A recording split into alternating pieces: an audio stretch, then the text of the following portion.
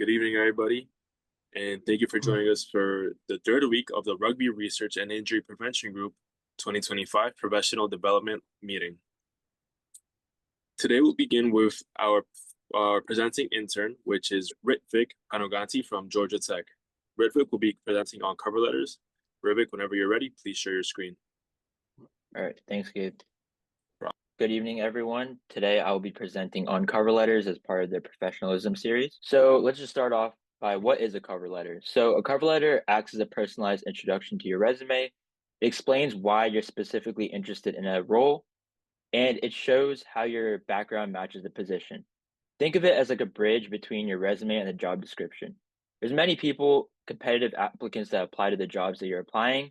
In a resume, everyone has a bunch of accomplishments on there and things they've done. But a cover letter allows you to bridge that gap and show why you're personally suited for that job. So when and why to include one? So definitely include a cover letter when an application asks for one. And another thing is when you want to show extra initiative. So when they say a cover letter is optional, I recommend to go ahead and include that cover letter because it'll give you that edge compared to the other applicants. And once again, it gives you context to your resume and tells your story. And in addition, it allows you to tailor your message to the employer based on their job description and what your personal goals are and what your application is about. So just the general structure of a cover letter is first you have your header, which contains your contact info, date, and employer's info. So the picture I have here on the right, it shows the contact info at the top of the image and has the date right here, December 1st, 2010. And below is the employer's info. And for here, it's the U.S. Department of Education, address, name, and position. And next will be the greeting, which is addressed to a specific person if possible. Here it says, Dear Miss Nunberg. And third, you'll have your intro paragraph where you state the position and why you're excited. And middle paragraphs, which link your experience to their needs. And a closing paragraph where you express enthusiasm, thank them, and sign off. So here is where we have like the opening paragraph. Basically, I included an example at the bottom. So we'll just go line by line, and I'll show you what each piece that you need. So for example, here you have, I'm writing to express my interest in CNN's editorial internship as part of the Columbia Experience Overseas Hong Kong. So this mentions the role that this person is applying for. Next, we have with the keen interest in media production and journalism, I'm eager to explore these fields in one of the world's fastest growing markets.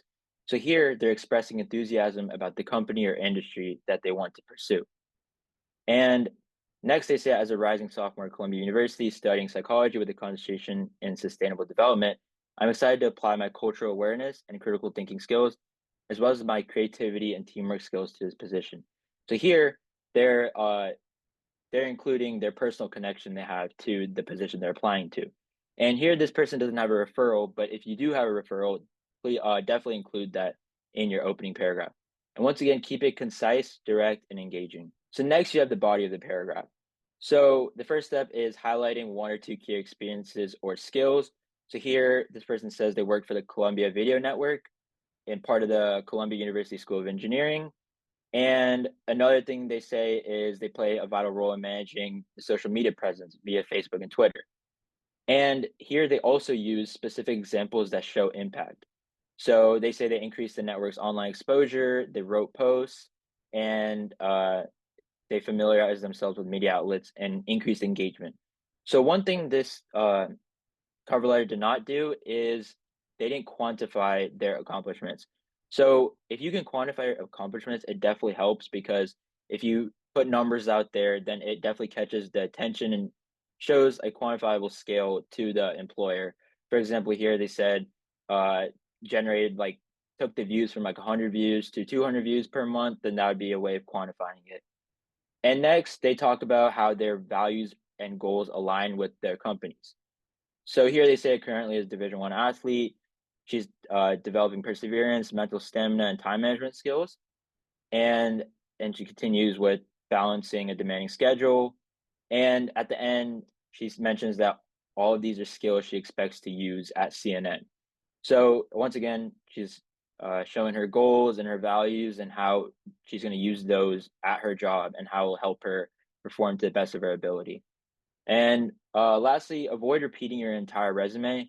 They already have your resume, you're going to be submitting it. So just expand on it in ways that your resume cannot convey.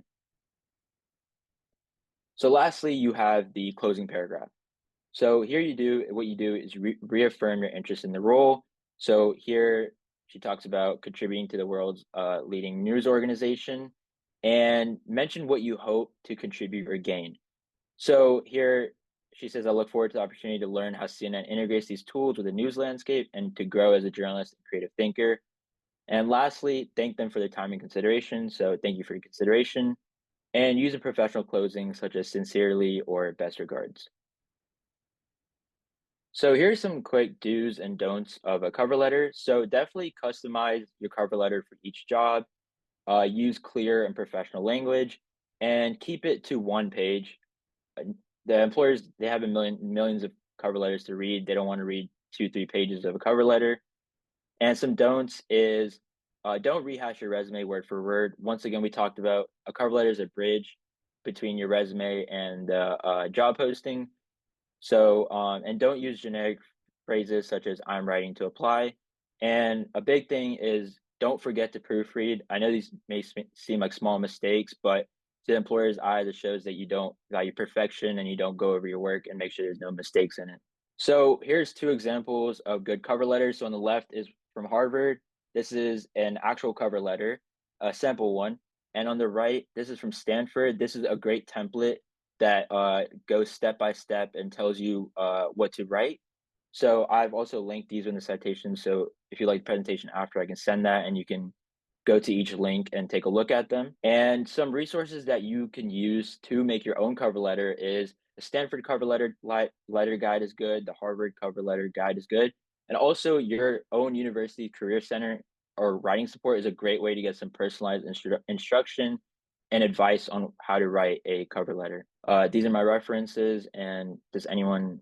I'm open to any questions anyone has. Philip Tessick, rising sophomore at the University of Michigan. I just wanted to add a comment that kind of goes along with your do's and don'ts at the end. You mentioned thinking about it from the perspective of a reader and trying to make sure that you don't make the page too busy, in which they kind of skip over the things that aren't necessarily supposed to be there.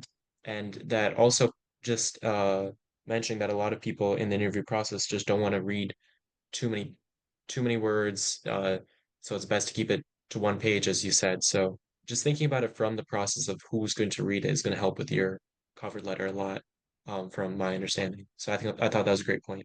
Yeah, definitely, I agree with that, Philip. Does anybody have any more questions? If not, then thank you all for attending today, and thank you, Rivik, for that wonderful presentation, and Philip for your insights as well.